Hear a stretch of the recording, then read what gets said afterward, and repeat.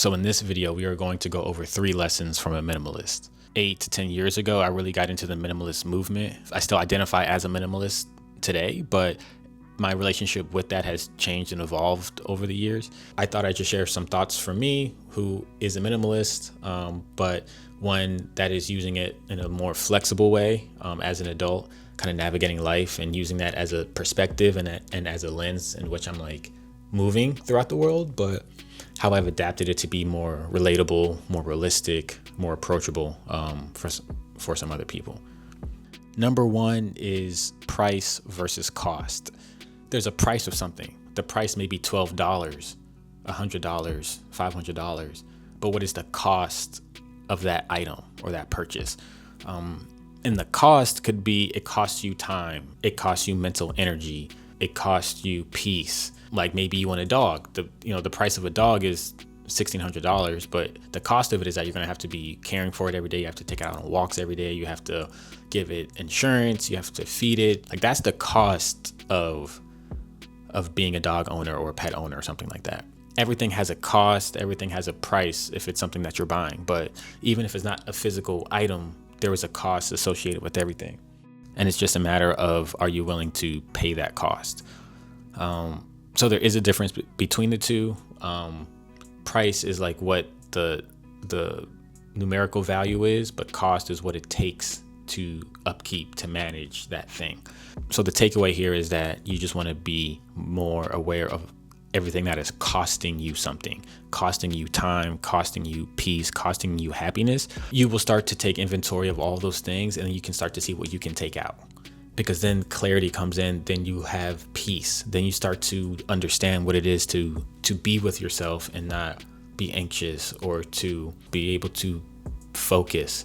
So if you can take back some of your own focus by getting rid of some of the things that are costing you your time and costing you your energy and costing you your happiness, then that's one of the first steps that you can take to decluttering your space and then decluttering your mind. Okay, so lesson number 2 is this. There are just in case items, and then there are just for when items. So when you're in the act of decluttering, whether it be mentally or physically in your space, you're going to have to figure out what to keep and what to throw away. And you're going to start having these debates with yourself. What do I actually value that's in my space? And a lot of times we don't really know what we value in the space. We just buy it because we think it looks cool, or we buy it because we think it'll make us feel like something.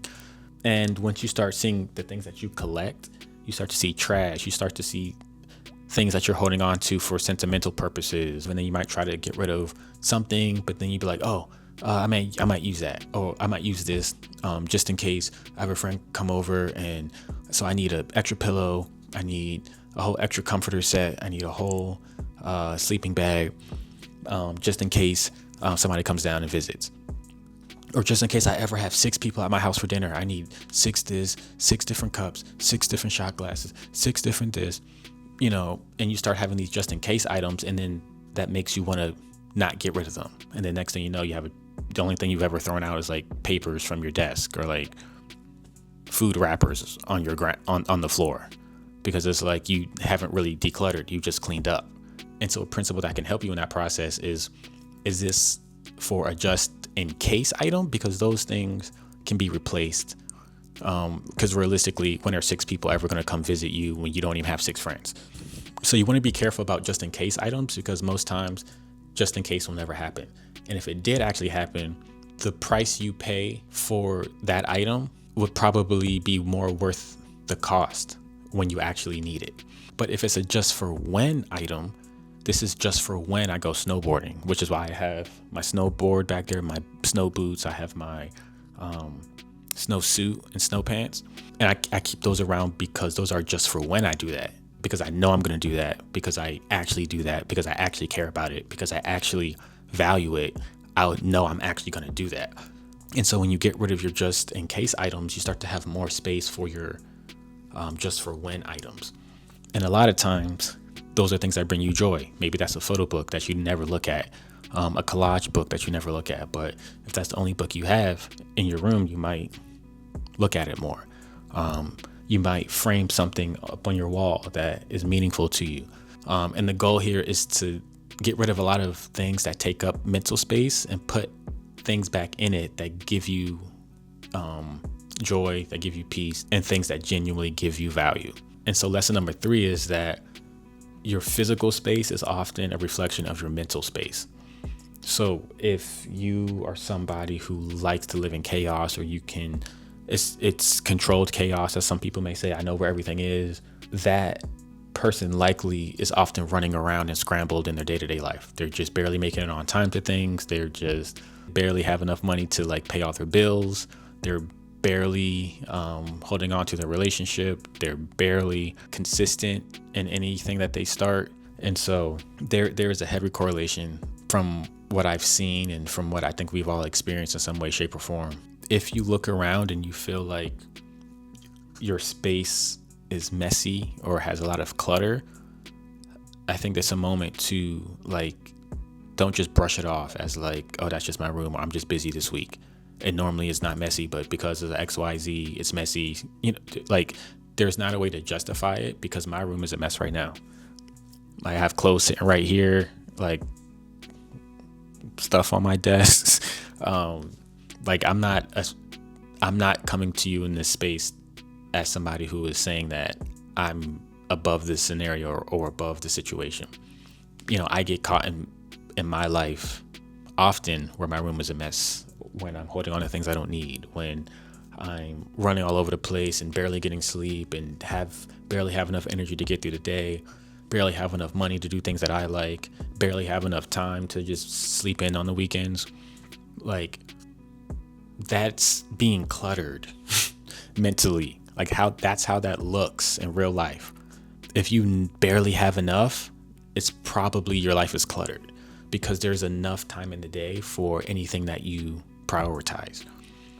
But you have to know what it is that you prioritize so that you prioritize it. And then you have to make your environment set up in a way that continues to push you in that direction of the things that you prioritize.